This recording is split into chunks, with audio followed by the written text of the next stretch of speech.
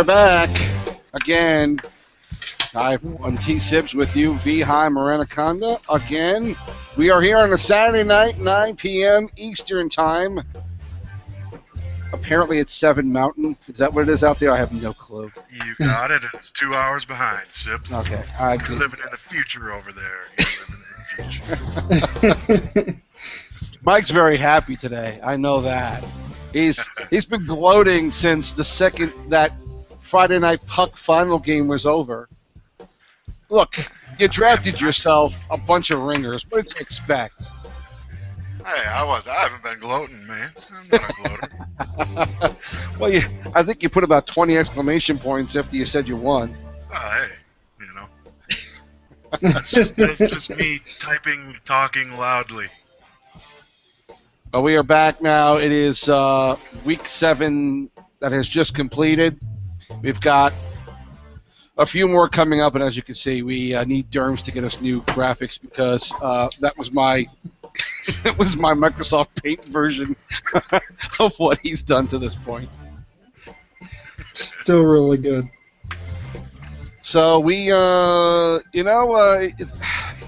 kind of seeing sort of what I saw last season, which is you see a bunch of teams who are dominating for a good chunk, and then all of a sudden now, other teams are turning around. You know, our turnaround, I think, has been going on for a couple of weeks now.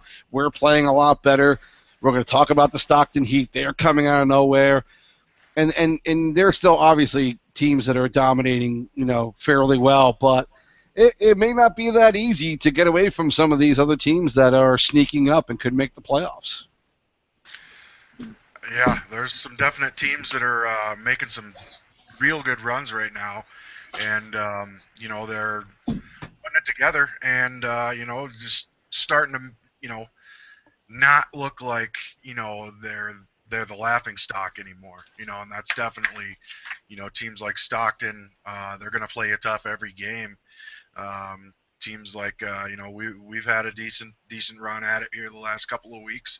It was just, it's just a matter of time for most of the teams in this league, the way I feel. I mean, there's a lot of talent across this league, and there's a lot of good players, and,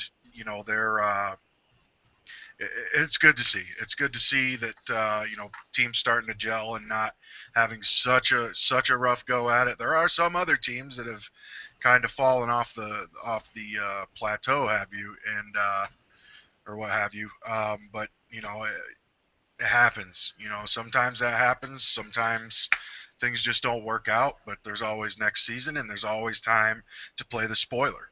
Go in there and keep other teams out of the playoffs. That's the job of the teams that are at the bottom of the standings right now. It's their job to keep other teams from getting into the playoffs and find just a little bit of satisfaction out of that and take a little bit of satisfaction out of knocking other teams out of the playoffs. Yeah, absolutely. And that the playoffs are real right now, that they're coming up quick because everybody should have gotten an alert in their inbox from McDonald, who just posted the playoff rules for each team, the game times, how the series are going to work. Series 1 will be 7-game series as well. They're not doing any 5-game series, if there was a rumor out there. But it starts to get real when the league starts posting their AHL playoff rules on the site for everybody to see and get familiar with ahead of time, so we don't have any issues. But there's been a lot of stuff to happen the last week. We had our trade deadline show last Sunday, and a lot of big stuff happened. A lot of big names moved.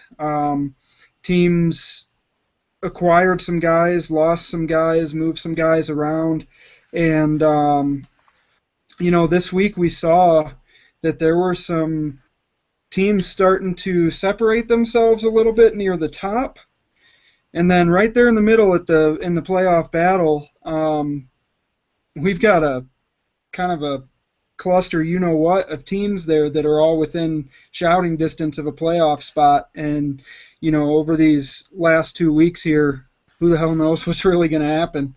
It's going to be fun to play in, and it's going to be really interesting to watch league-wide how that goes. I think the number one thing that you're going to see is once these playoff matchups are made, once the playoffs are set here in 2 weeks and we know who's playing who, you're going to start to see people talking up their team, and GMs are going to be figuring out what lines they want to play in what games, where they think their strategies are going to hold up best.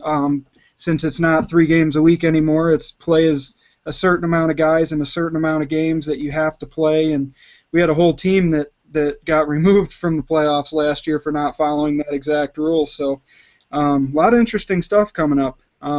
We do have a poll question. It's up on the site right now, and it's what's up with the recent spike in disconnects? I've heard a lot of rumblings around the league. I know Mike has too. Multiple different reasons people think that we're getting so many quote-unquote lag outs. Is it people exploiting rules and quitting because you can't prove that they actually quit and didn't lag out to change the momentum of the game, or people wanting cleaner connections so they're quitting? Is it the EA servers, or people who just having problems with their internet? So go vote in that poll, and we will definitely bring this up at the latter part of the show so we can kind of get a gauge on what everybody out there thinks. Right now, there's 3 votes for people who are exploiting rules because there's no proof. There's 1 vote for EA servers, 2 for problems with internet, and 1 for lagging and wanting a cleaner connection. So we'll see how that turns out. Hey, I got a couple of announcements about shows that are coming up. I just spoke to Brody McDonald today, and we're going to have an end of season review. He wants to just talk about what happened in season 2, good and the bad things, and what kind of changes are going to come up for season 3 with all the LG leagues. So that's going to be sometime at the end of the season. We haven't set a date for that, but in actually less than a week, in about 5 days, we're doing a show on June 23rd at 10 p.m. called A Bog's Life. That wasn't my idea. We're going to talk to a couple of the Bogs who handle LGAHL and the NHL, I believe, as well. We're going to have a few different ones on. I know Birthday Machine is going to be one of the guys who's going to be on. So when we have more information, we'll bring that to you. But that's coming up this Thursday night at 10 p.m. Called A Bog's Life. Sibs, real quick on that. I believe it was McDonald also posted a thread to people. I think it might be to GMs, but to talk about the Bog. So I just want the GMs to know, chill out, man. I'm not going to give away all the dirty secrets, but I want to make sure people are checking their inboxes, because I've had a couple of GMs message me about things that they've gotten private messages about and have not seen them. So check your inbox for different things that the league sends out for sure. Speaking of private messages, I just want to go over that one more time with everybody. Make sure you are checking your messages. Look at those rules for the playoffs. We had some big-time teams last year who made some big-time errors. Just ask the Utica Comets, the Providence Bruins, 2 very, very solid teams last year who, got caught making maybe honest-to-goodness mistakes, but they made mistakes nevertheless, and it cost them wins in the playoffs, guys.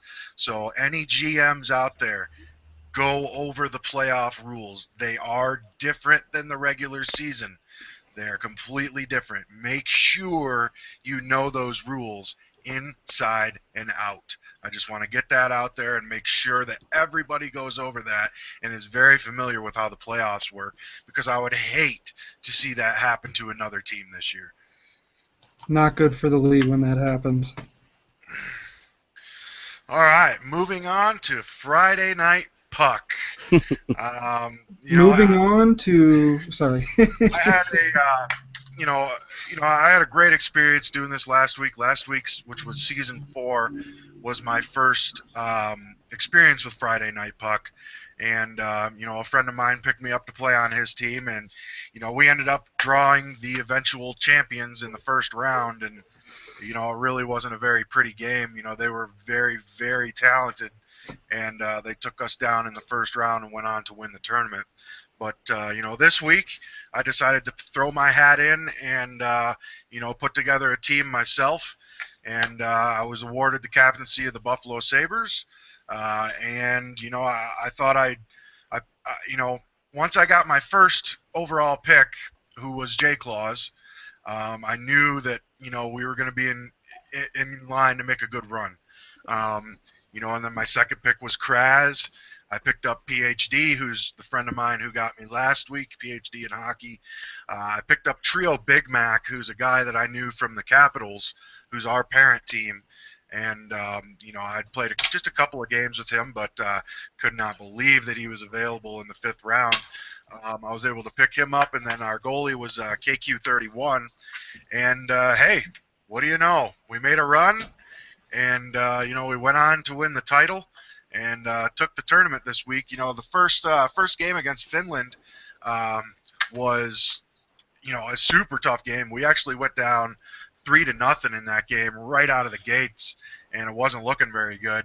But everybody kind of hung in there and kept confident. And when you got guys like Jay Claus and Kraz and PhD and Trio Big Mac and KQ31 backstopping you, anything's possible. And we were able to make a comeback in that game and won that one 5-4. On to the second round there, the quarterfinals. We played Mississauga Steelheads, and that that was a game where we all just kind of clicked. It was our second game together as a team, and none of us really, except for PhD and myself, had ever played together before. So, that game, we kind of just, bam, it clicked. And we all knew what each other was doing, and we really put a hurting on the Steelheads, but to their credit, they did play good. We got some pretty damn good bounces, and then EA Karma, what the hell are you going to do about that? And then in the semifinals, we faced Team Japan, which, I knew was going to give us a hell of a test because they had guys like Niner Rice and Alex Drum and Kush Demon. They had Fool 90. They had Explicit, who's an amazing defenseman who plays for the Capitals as well. And, I knew they were going to give us a damn good run for our money. And they did, and we ended up taking them down 4-2.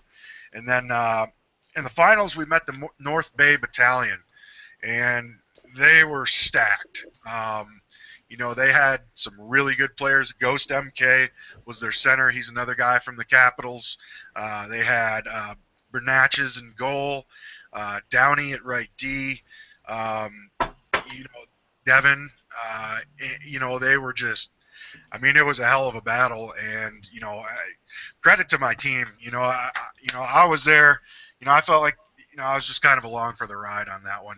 Having Jay Claus and Kraz and having the pleasure to play on a forward line with them was an eye-opening experience for me. It was a lot of fun. Like, it was just the way they think the game, and the way they play the game. Everybody, after that first game, we all just locked in as a team, and we were able to put a good run together and take that championship home on Friday night.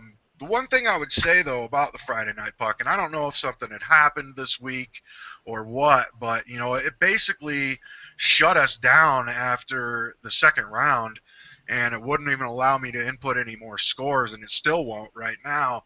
So, it doesn't even have a completed bracket in there, and I'm not sure. It's something small. It's I'm kind of nitpicking here, but that's a highly touted tournament. There's some very, very skilled talent in that tournament. And we were all kind of proud that we won that tournament, and we'd like to see at least something get in there and get finished up. So we, I'm sure we get some kind of I don't know, some kind of little trophy or something for the site. But if not, no big deal. We all had a blast doing it, and I highly, highly recommend Friday Night Puck to anybody who hasn't tried it. It's a blast. You get together with players that you don't normally get a chance to play with, and, it can really open your eyes to the game and help your game, I think, personally. I think I'm a far better player today as compared to yesterday afternoon just for playing with the team that we put together last night. And, I highly recommend Friday Night Puck to anybody out there who hasn't tried it. Sign up, get a team, get with some people, and, throw it at the wall and see if it sticks. I think it's the only complaint I have is that it is kind of there are guys from PSN from all three levels, and so 16 teams. You can only you're only going to start six, and so you're not getting a lot of guys involved. I almost wonder. I mean, it's good to have that cross pollination between the NHL, AHL, CHL players, but I almost wonder if there should be a different FNP for the different leagues, only because it'll give more options for guys to be able to play, and it'll give the AHL guys a chance to get to play with guys that they only hear about. They may hear about the NHL guys, but very rarely are they ever going to get a chance to play with them other than drop-ins. And so maybe give more opportunities to play by putting one of these in each league. Yeah, I agree with that. I think that would give more. It would definitely give more opportunity to more players for sure. Because being in the AHL, a lot of us have made a choice to stay here and do our thing down here, and it's the AHL kind of gets a stigma. They get a stigma. Oh, they're the AHL. They're not any good, or and that's not the case.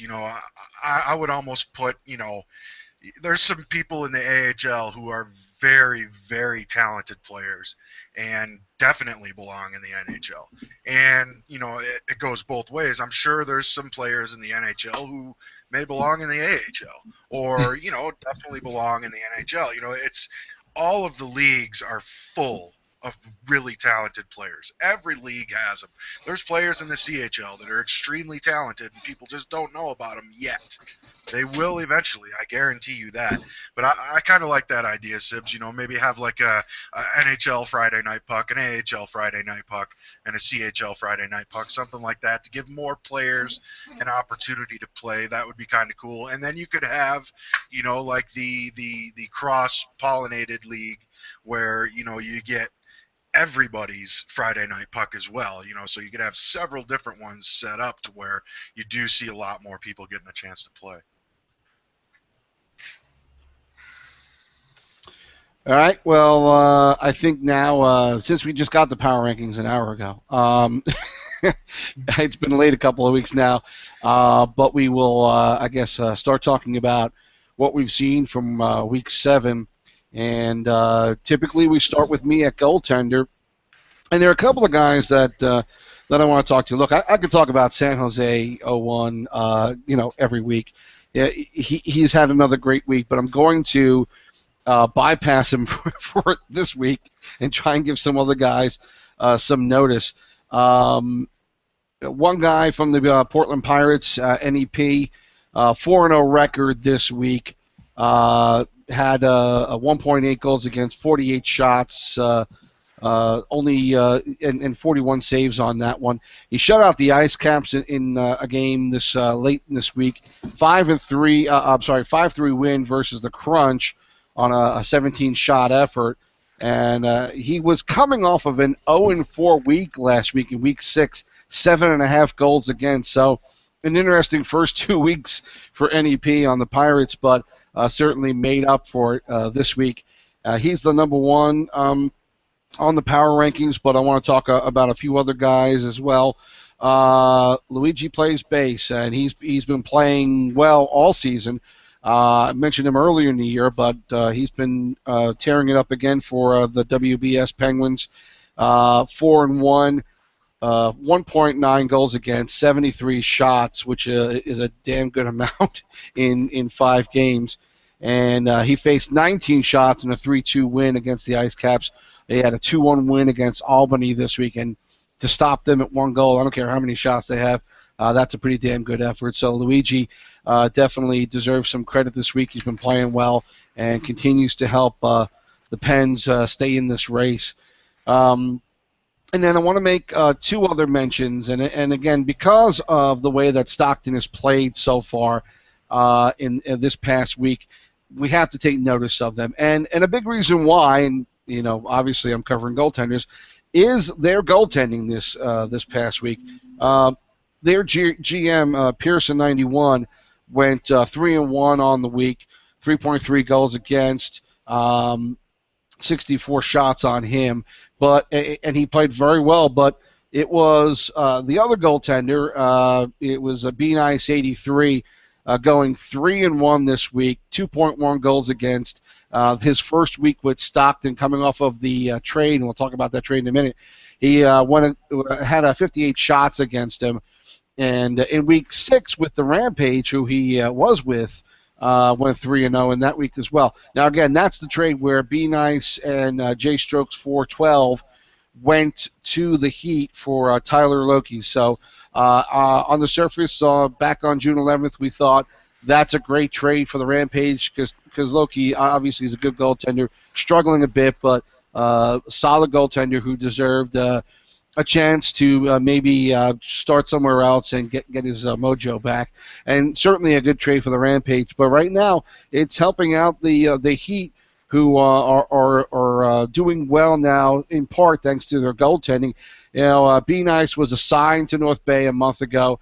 His rights were acquired by the Rampage right away, of course. Didn't play a game for North Bay. Cleared training camp 2 weeks ago.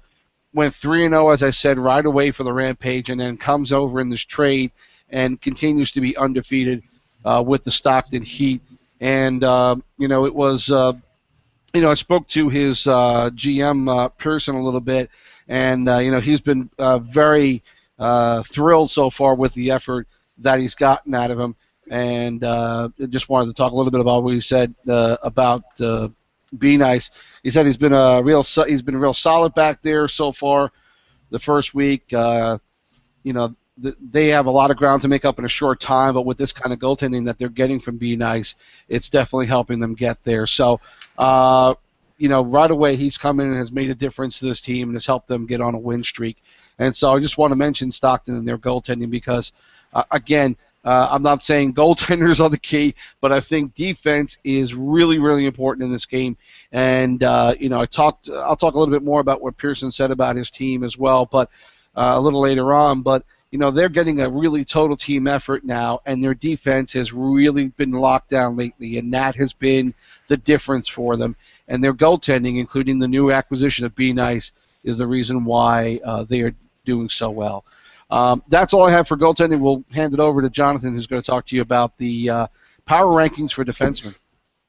Yeah, the defensemen had quite a week this week, and at the top of the power rankings list, we have a lot of fresh names. Bridgeport is holding the league's 2 top stars with Stealth Wolf and Suleiman. They each were 3-0 this week.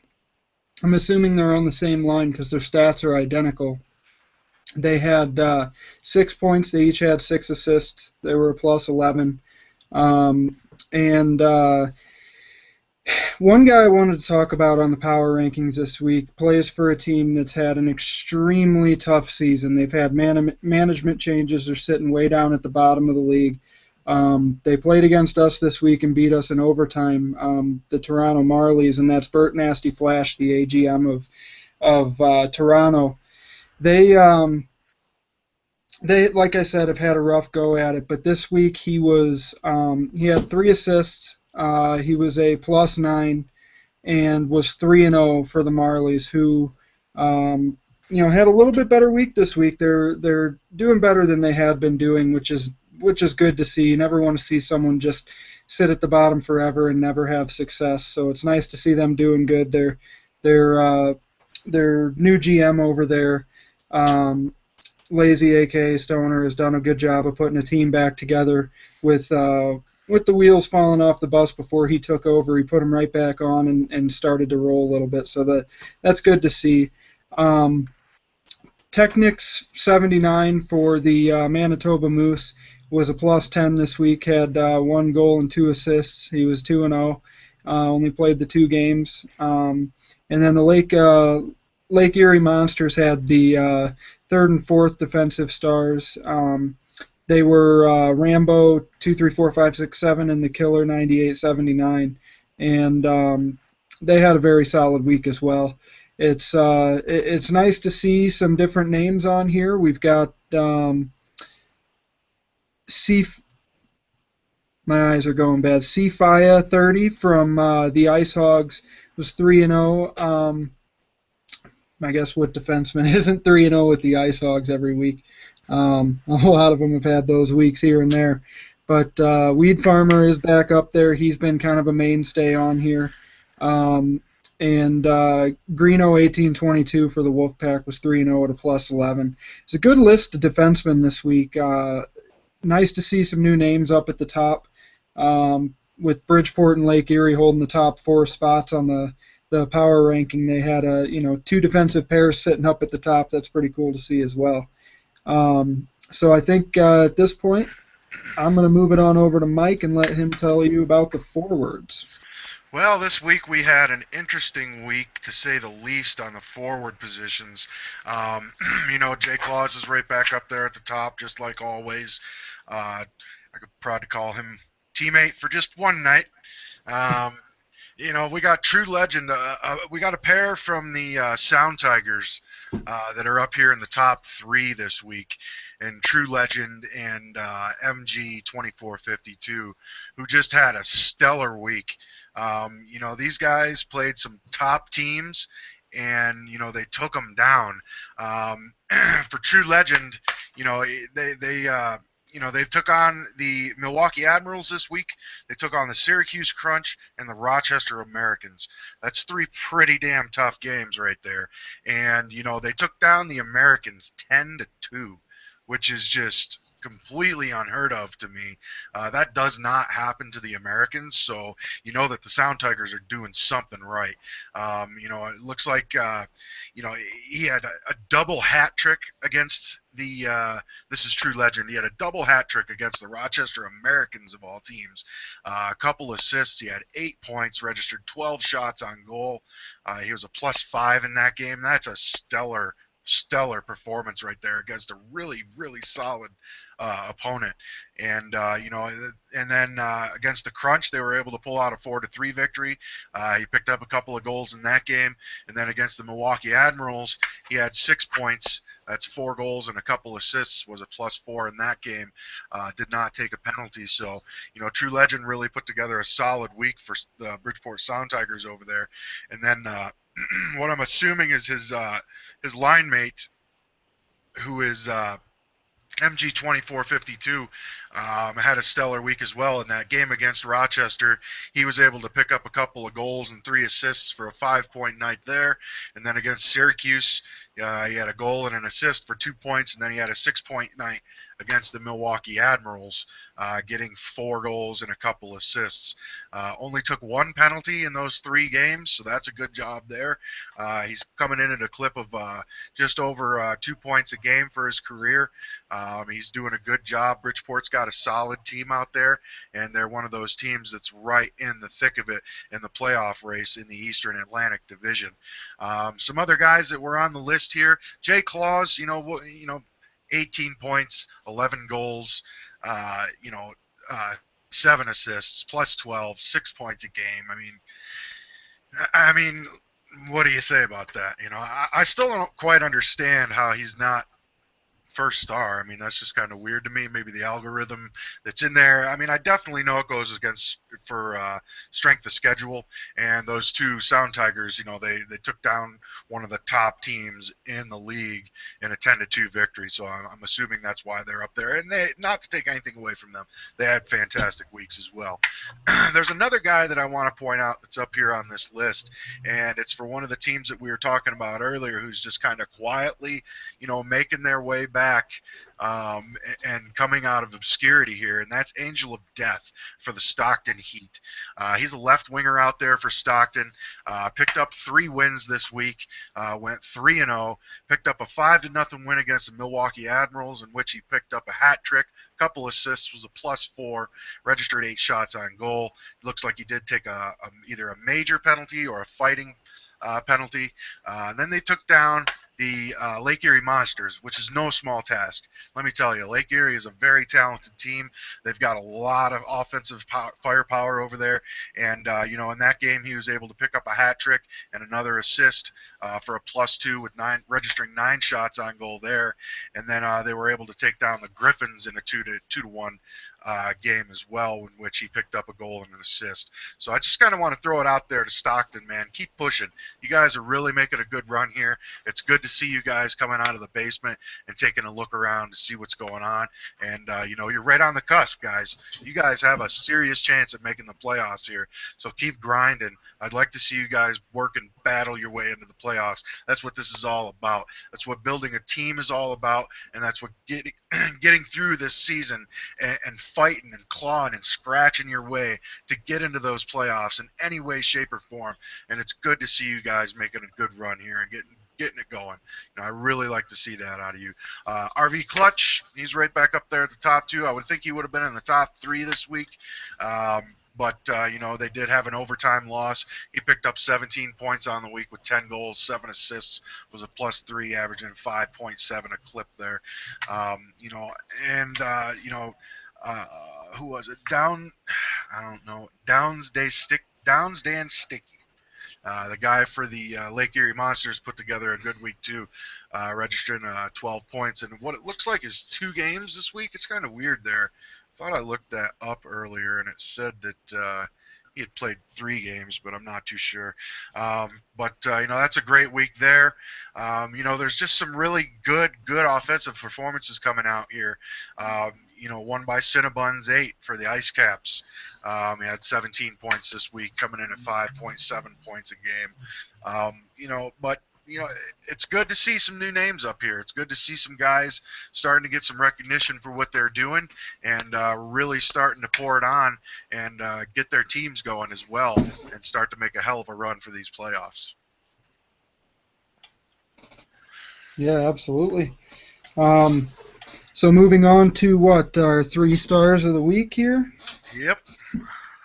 Yeah. These are just our stars. It's not like we do them in any kind of order.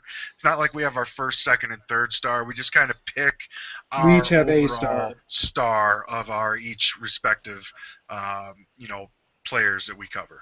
I'm trying to convince Beefy that we don't have it out for the Hartford Wolfpack because he's complaining on the shout box that we're blowing off his players in favor of other guys. So I told him that I only hated Hartford last season. I don't hate the new season. He had some guys who had some damn good weeks this week, and Boomer, Cujo, Wally. Their goaltender Jones had a great week too. He did well. He was a 2nd star as far as the power rankings are concerned, and we'll talk about him at some point during the season. I mentioned Weed Farmer just like I do just about every week because he's a solid defenseman, and Greeno 1822 in Vikes. So Beefy, you know better, man. We don't forget you. We couldn't forget Big Beefy. You can't forget about the Wolfpack. No. If you sleep on the Wolfpack, they'll come up and surround you and attack. Unless you're a bear.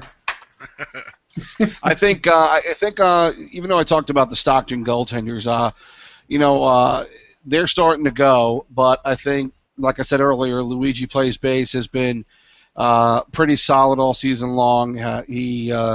He's a lot of fun to talk to. He gets involved in the game and had a great week. 4-1, 1.9 goals against. How can you not vote for him? Again, he faced 73 shots, and when you're up in the 70s, I think you got to be given a lot of credit for keeping your goals against under 2. So Luigi Plays Base is my number 1 star goaltender this week. Well, my number 1 star for defenseman plays for the Lake Erie Monsters.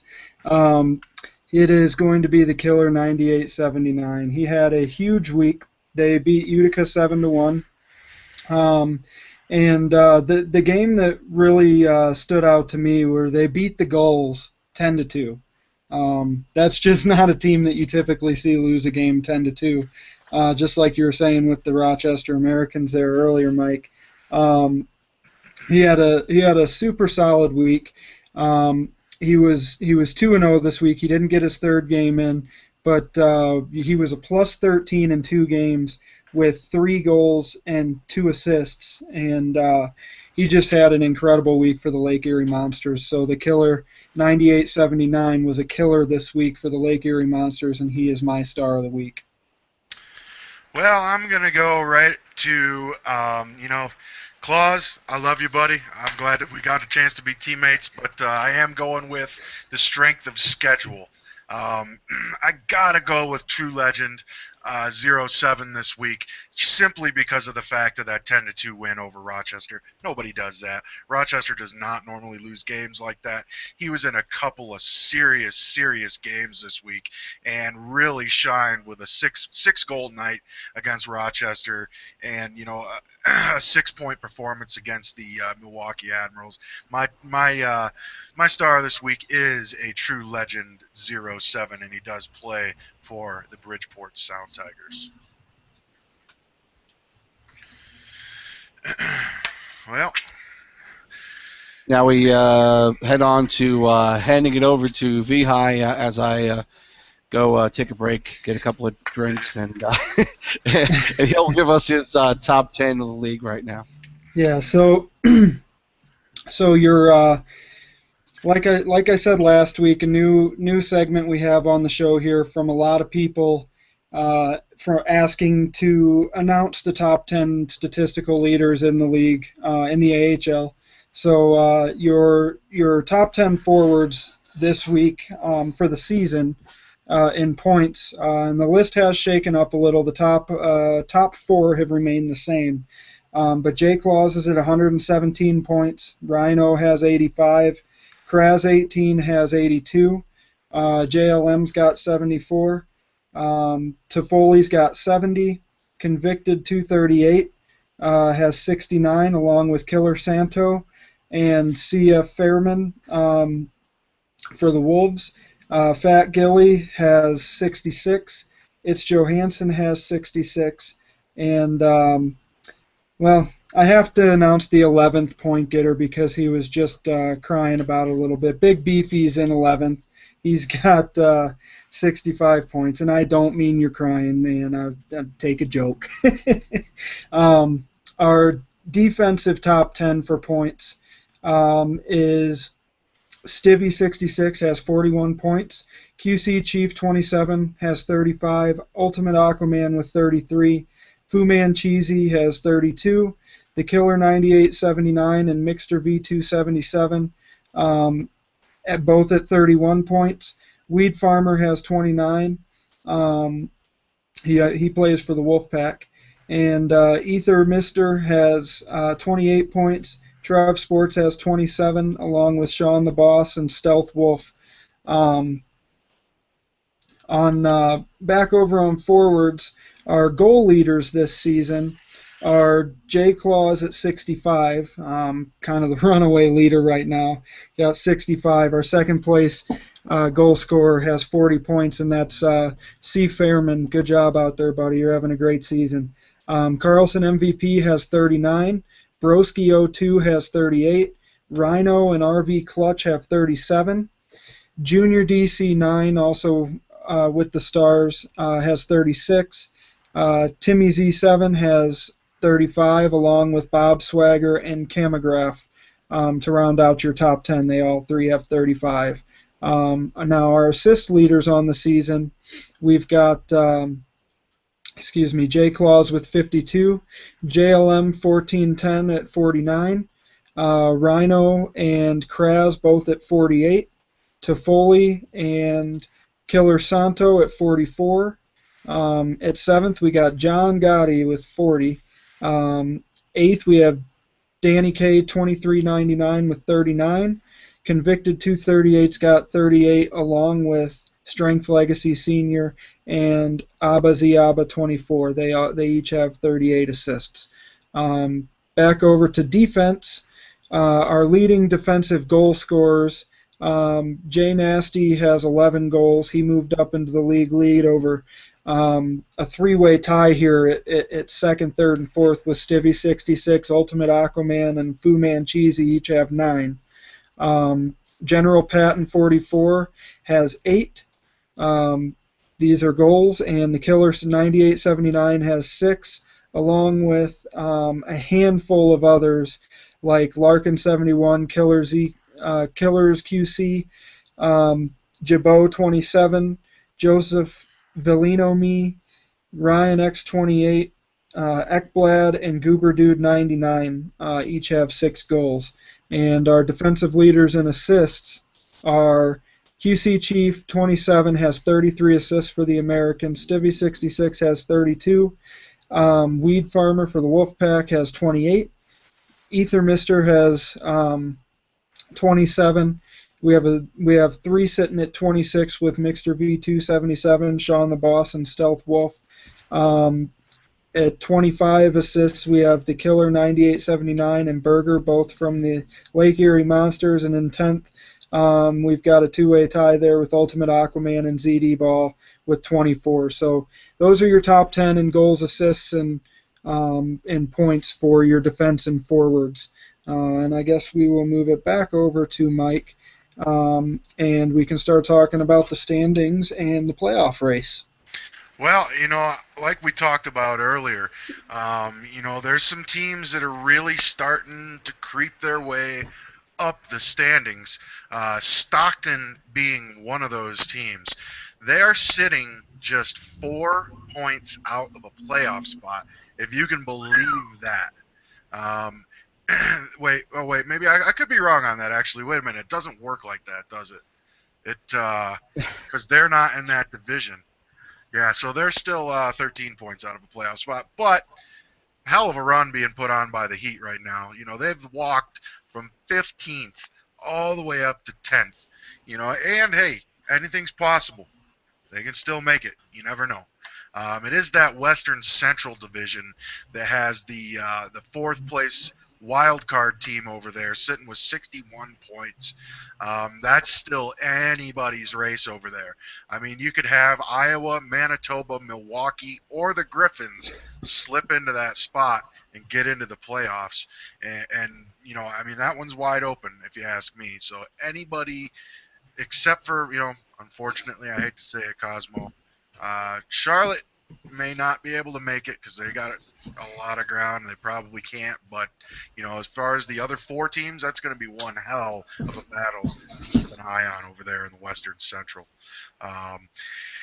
The Eastern Atlantic, you got several teams that are within, the 10 points of that 4th position there. You do have the Lehigh Valley Phantoms, who moved up to the 4th spot with 65 points. Hartford's definitely leading that division with 91 points. Portland is sitting in 2nd with 76 points. 3rd place, 3rd seed in that division is 70 points with the Wilkes-Barre Scranton Pens, and the Lehigh Valley Phantoms, like I had mentioned just a few minutes ago, sitting at 65 points. But then you have now 3 teams within reach of that 4th spot. You got Providence sitting at 64 points. You got Bridgeport sitting at 64 points. And if there was some miracle that could possibly happen, maybe Hershey has a shot at getting in there as well. That's why I kind of like this new playoff format, guys. I think it's definitely, because some divisions may be a little harder than others. You never know. It could shake out to be that way. Last year, everyone was convinced that the Western Conference is so much better. Western Conference, boy, those Eastern Conference teams really suck. And then what happened? An Eastern Conference team went on to win it. You don't have enough cross-conference play to really get a gauge on who or what division or conference is better until you get to that finals. So it's anybody's. Anybody could make the playoffs in the Eastern Atlantic and the Western Central. Look out for the teams that are sitting in the 4, 5, 6 spots in those divisions, and in some cases the 7 spot still has a chance at it as well. What do you think about the Eastern North or any other teams over here, Jonathan? Well, I was just going to point out that in the Eastern Atlantic, the Providence Bruins sitting there with 64 points are battling it out big time with the Phantoms and the Sound Tigers, and hopefully we can put something together as a run this week. I know we play Bridgeport 3 more times to end the season. But Providence is 19-4-4 in 1-goal games, and I just wanted to point that out, that is huge. They're getting a lot of points in those 1-goal games, which, these last couple weeks when they're playing tight games against a lot of division foes trying to fight into this playoff spot, they're used to playing 1-goal games and coming out on top more times than not. So that's a huge stat. The next closest in division with 1 goal game wins is 13 with Hershey and then 12 with the Wolfpack. You got 11 with the Phantoms, 10 with the Sound Tigers, but it goes down from there. But sitting at almost 20 and only having 4 1-goal games where they didn't get a point, that's huge. They've got the most wins in 1-goal games in the league. Like, right. That's insane. Yep. To look at that and see just how close it is. I mean, that could go either way. They may, if some bounces don't go their way in some of those games, they could be sitting right down where, who knows? But, they're getting the bounces in those 1-goal games. And I think that's a great point that you made, that, they're going to be prepared for those high-pressure, high-stress situations and playing those 1-goal games. I think every game we've played them this year has been a 1-goal game, to be honest with you.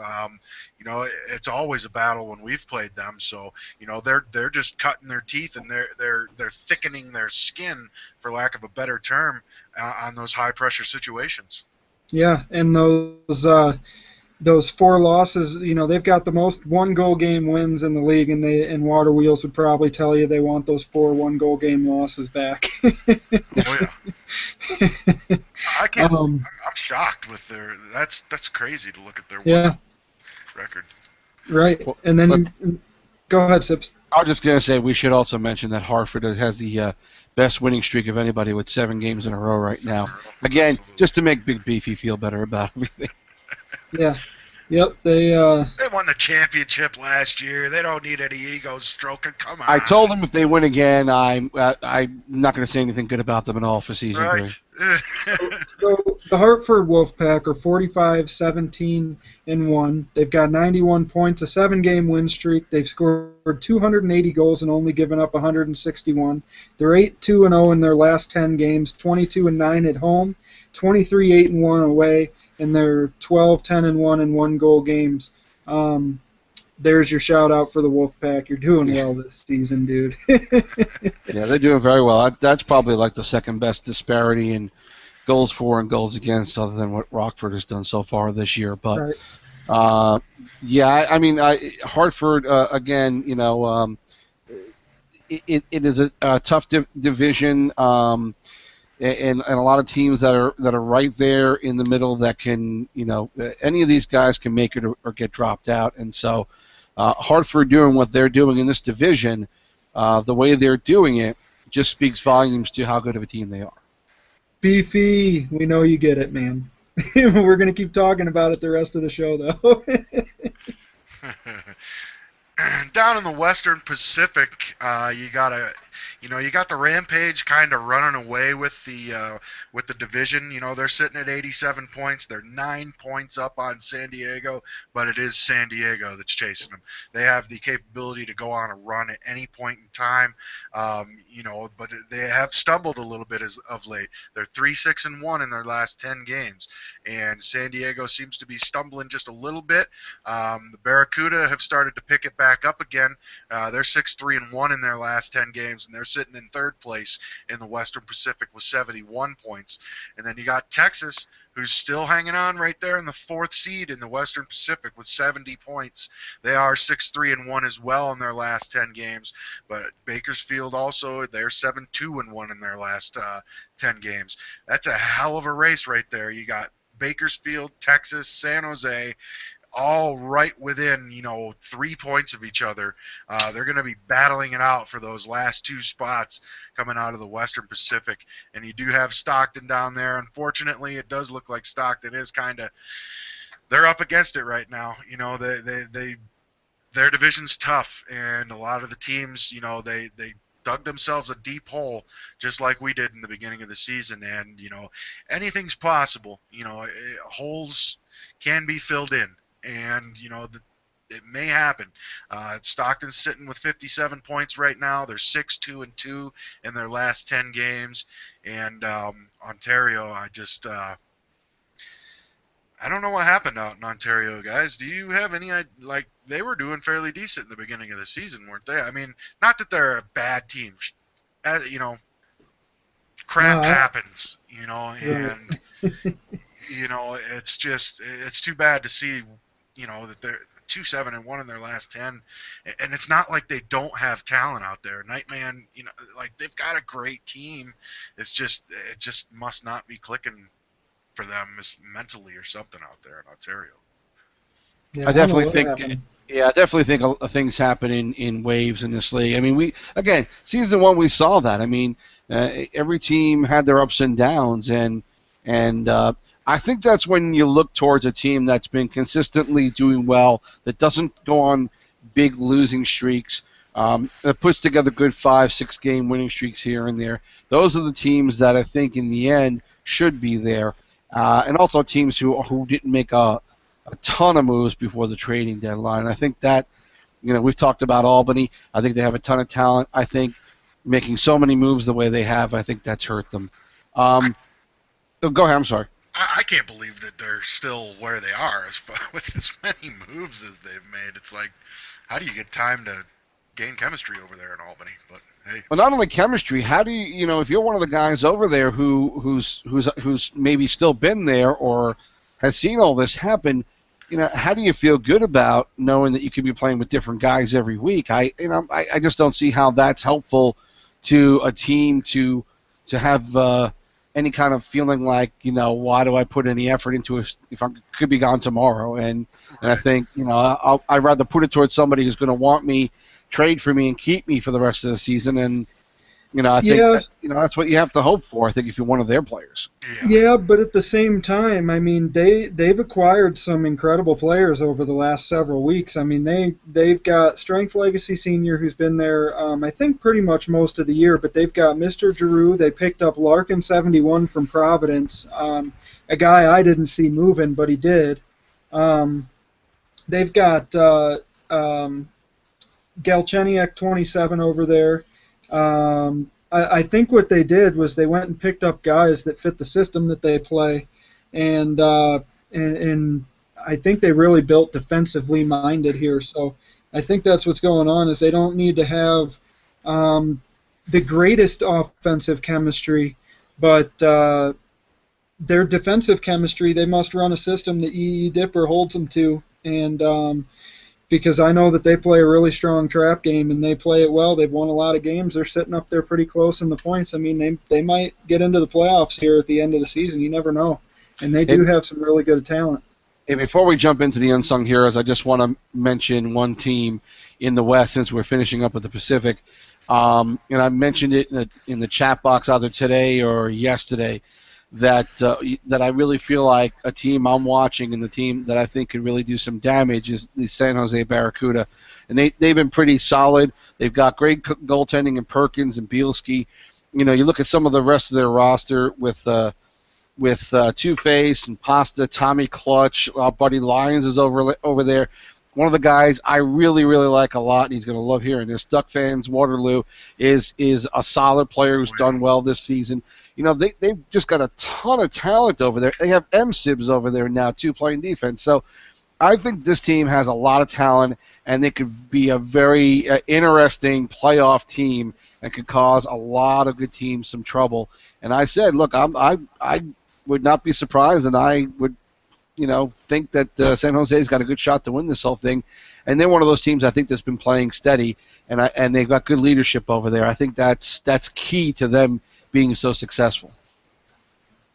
Yeah, I agree with you. Barracuda have definitely pulled together a strong second half of the season. I guess starting after the first third of the season, they were really starting to click, and I agree with you. I'm watching them closely, too. They've got a really solid team over there for sure. And the one last thing I wanted to point out with the Western Pacific Division before we move on to our Unsung Heroes segment here is everybody held serve to end the week in those top 5 spots that are all fighting for playoff spots. The Rampage ended on a 5-game win streak. The Gulls won their last game of the week. Barracuda and the Stars won 2 in a row to end the week, and the Condors won 4 to make up some ground. So it's tough to make up ground in a division where everybody's ending the week on wins. Yeah, they got a hell of a schedule coming up this week too, though. Like Rochester, San Antonio, San Diego, Stockton, Texas, Wilkes-Barre. Like that's one hell of a start to the week right there. Yeah, it is. Well, want to move on to our unsung heroes? Yeah, as you all know, this is a segment that we've kind of been keeping steady with here for the last couple of weeks. We've been asking general managers to send us their suggestions for their unsung heroes. We'd like to get as many guys sending these as possible. We want to get more of these in. We want to recognize as many people as we can on this show because everybody deserves recognition. Everybody's having a good season anyway, or at least being the glue guys for teams out there and really helping teams do what they do. These have been coming in good. We've been getting some very good suggestions, and keep them coming, guys. We only got a couple weeks left here. We want to hear about your glue guys. We want to hear about the guys that are keeping your teams together, the guys that are pushing your teams, keeping them motivated, and motivating them maybe when they're down in games. Always having that positive attitude and always coming ready to work to every game that they have. Absolutely. And our first unsung hero this week was submitted by JD Forthy of the Syracuse Crunch. I have no idea what I was about to just say there. Shady is someone that is the heart and soul of a team, is what Forthy sent to me. He basically said, how he goes, we go. And I don't think there's any higher compliment than that, as well as a lot of pressure that gets put on a player that tends to be that person on the team. But he's not strictly talking about his offensive presence. He said that has been there as well this year, but he's an absolute pleasure to deal with. He works on plays with you and to continue to find ways to improve himself and the team. He won't step out of line. He doesn't argue with people. He'll always come to you in a respectful manner, and even through some hard personal times, has shown up each and every night he's been asked with a great attitude. In my humble opinion, he's one of the best character guys in the entirety of LG, not just the AHL. And that's some high praise right there by JD Forthy, who also sibs the other night on the Goaltender Show. Had some really nice things to say in a situation with bulging twine that didn't end the greatest, too. Forthy takes care of his guys there. That's definitely the case, and it's nice to see that Shady's getting some recognition here. Also, the Bridgeport Sound Tigers submitted one, Red Flag 33. He said, unsung hero for Bridgeport is Red Flag 33 all season long by a mile. Does everything right. Might not have put away 50 or 60 points yet, but without him, neither would some of our other guys. One of the best all-around centers in the league, and he needs some recognition. I've looked at him. He has had a really solid season. He's only got 16 penalty minutes on the year in 21 games. So he's taken a penalty about once every 3 games, which is lower than a lot of other guys I've seen in this league. And he's been a part of some big games. He was playing for Bridgeport in that 10-2 win over the Rochester Americans that Mike was talking about a little bit earlier. And we played the Americans this week and somehow squeaked out a win.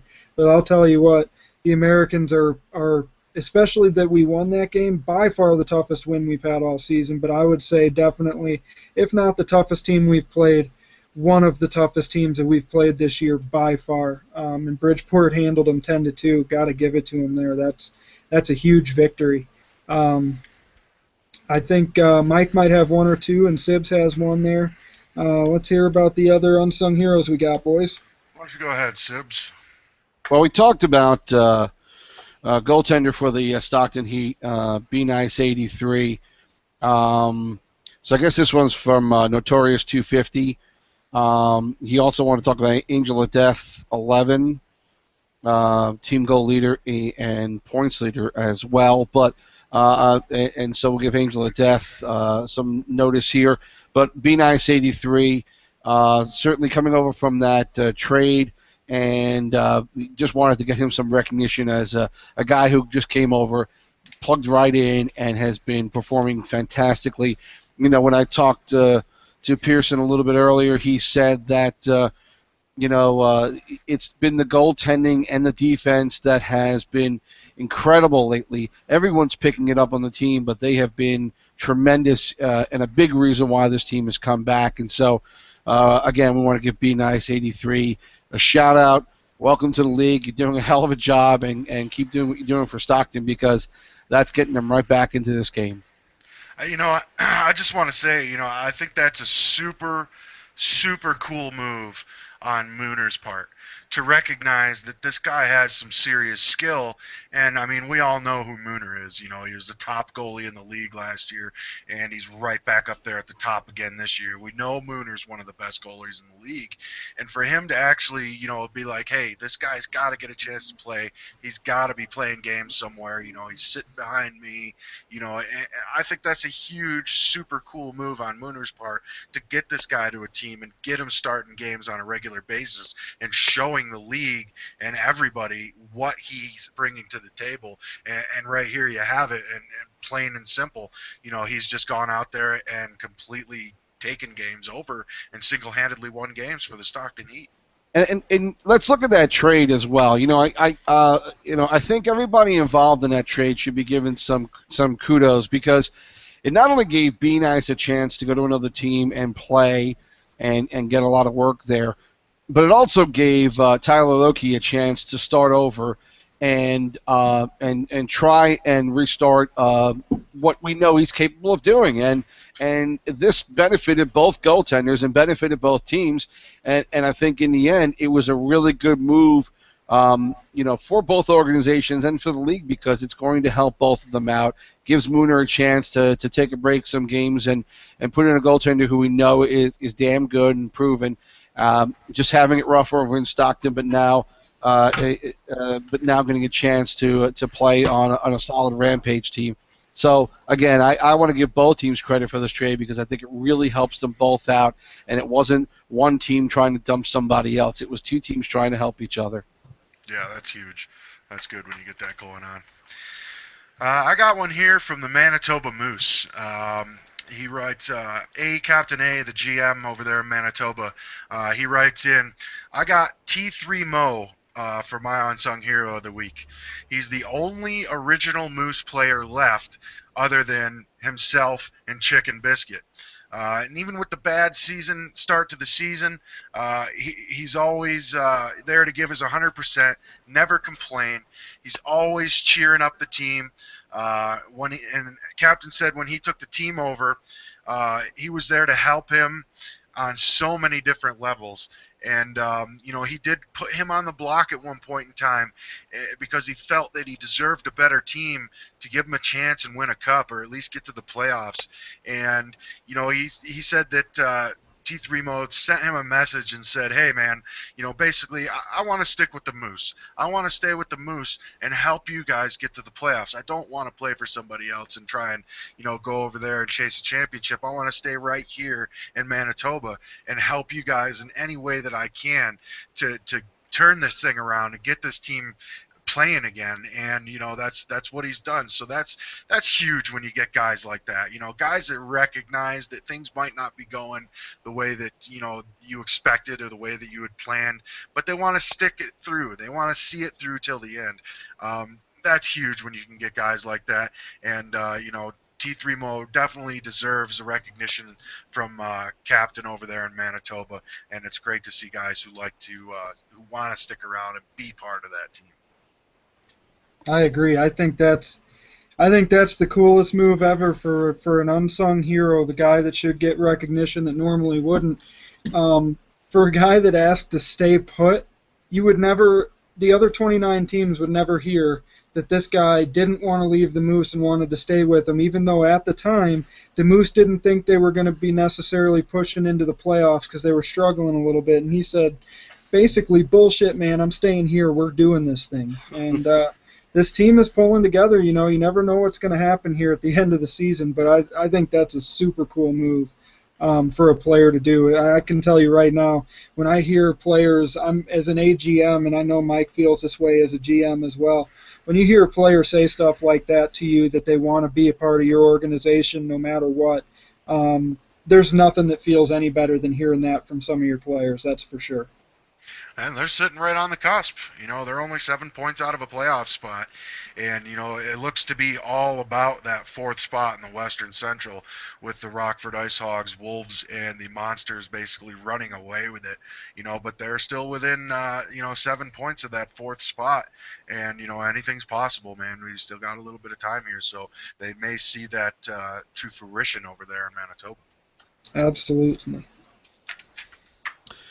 Well, that's it for the Unsung Heroes, and I guess we'll get on to the last segment, which is the game of the week, and talk about at least one game that we think is going to be an interesting matchup for this week. I'm going to continue to stick with the Western Pacific because I just really love this division. I love the way these teams are playing, and now with Stockton getting involved, you got a bunch of teams there who are battling every week, and this week no exception. Sunday night game, San Jose and San Antonio. Obviously, the Rampage doing real well, but I want to see what the Barracuda can do again against San Antonio, whether or not they are ready to take them on in the playoffs and be able to surprise a lot of teams. That's going to be a big game for San Jose. I know they have a bunch of big games this week, but right there with the number one team in the Western Pacific, I want to see that matchup tomorrow night on the ice. I agree. What do you got for your game of the week, Jonathan? What'd you have last week over there? Last week I chose the Barracuda, and I lost my link on the page here. Let me come back to that one in just a minute. Excuse me. The game of the week that I'm choosing for this week is a game that I've seen people talking up, especially in the GM chat between the GMs themselves and who's going to win and are they getting the first lines. Now, Game 7 of the NBA Finals is tomorrow night, and I hope that doesn't affect the lineup of this game, J-Claws. And it is between the first and second place teams of your Western Central, the Ice Hogs and the Wolves. Now, their game was originally scheduled, I believe, for give me 1 second so I can pull it up here. Let me ask you a question. Is Jay Claus going to the game? No. He's just watching it. Watching it. And that's going to cause him to miss a game. DVR. DVR. Could be his excuse not to have to play the Wolves. We'll have to see. I've seen guys miss games in this league for the hockey playoffs, and even that I think is absolutely ridiculous. But for a basketball game, come on, man, that's weak. I'll tell you what, this Game 7 is probably the biggest sporting event in U.S. sports in years. I can say that. But this is the biggest game this season for LG, I would say, at least to this point, or one of them for sure, between two top teams. They like to talk to each other, like to chat a little bit, and want to put their top lines out against each other. The Ice Hogs and the Wolves they're scheduled to play at 8:30 on Sunday, but they have moved their game time to I believe 10:45 because of work scheduling. So the game's going to be a little bit later in the night. They've already approved the time change with the league and everything, but it not only will it get my game of the week, but it will also get special treatment and be the only game playing at the time. So no excuse not to watch this one, guys. But this is going to be huge, and I know Vibes and JLM we're getting really excited about this game. J Claus wants to prove that they are in fact better than the Wolves, and I can't wait to watch this one play out. It's going to be super fun to watch. I would definitely want to see that game. And let me just add this one more thing. I was there in '93, I believe it was.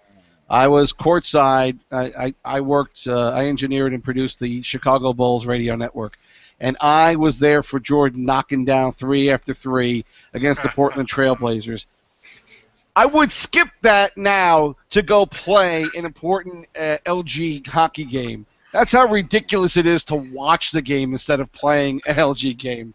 So, sorry. I've said my piece now. Jordan and the Bulls. I don't know if I could skip that one. No. I said hello to Michael Jordan every day for 3 years. It's Did he still never I'd say rather hello play back? LG. Did he never say hello back? Now he was too busy clapping powder in my face. Oh, well, on to last week. My game of the week last week was between the Rochester Americans and the Hartford Wolfpack. This game went down to the wire, and you know, the Americans ended up winning 6-5, but the Wolfpack did not go down without a fight. Looks like they went down 4-1 in the first period, and then Rochester chipped in another goal in the second period, which made the score 5-1 going into the third period, and the Wolfpack battled back. They got 4 goals in the third period and brought the score to 6-5, but just ran out of gas just a hair too late and ended up losing the game 6-5. It looks like it was a very tight game. For the most part, all the stats are almost dead even. They're within a minute time on attack, within a few shots of each other. Wolfpack did double them up on hits, but those didn't translate to goals. And it looks like it's Johansson 92 took the first star, Killer Santo took the second star, and Gamer 085 took the third star.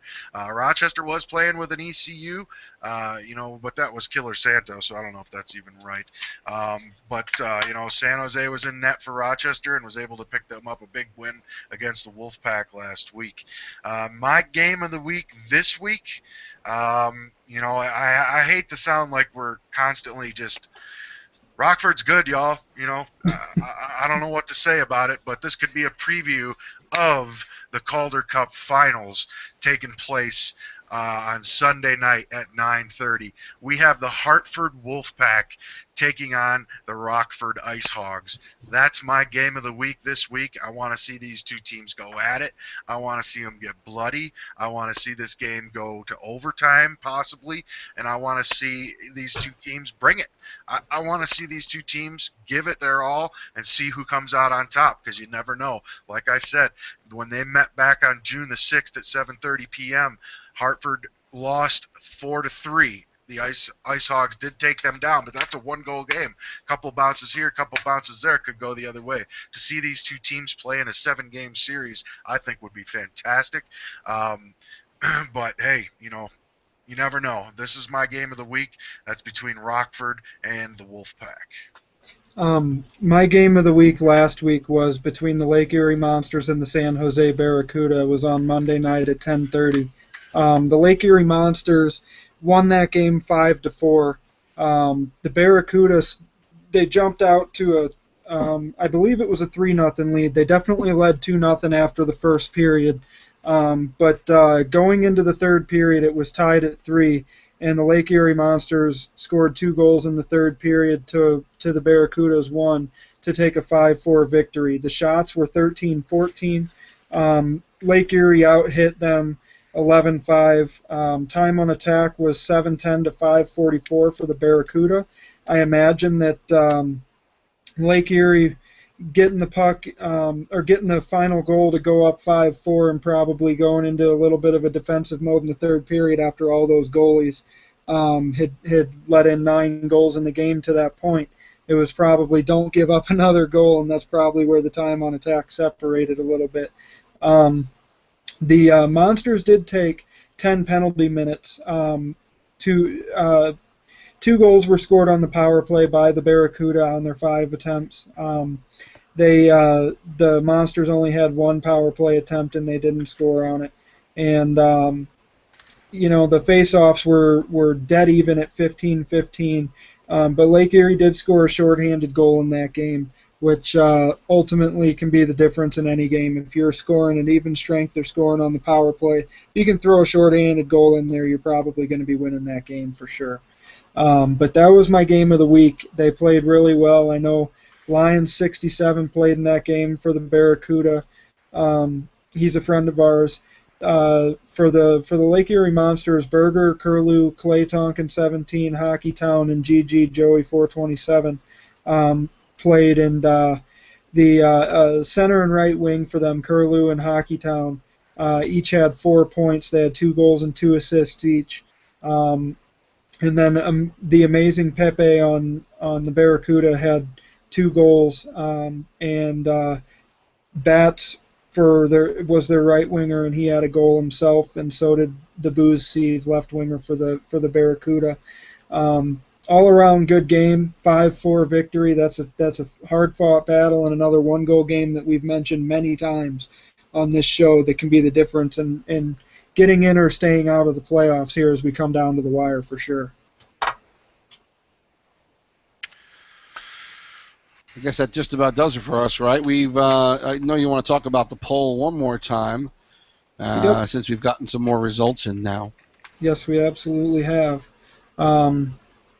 The poll question again was, what is up with the recent spike in disconnects? So we have EA Servers has 3 votes at 13%. Problems with Internet has 5 votes at 21.7%.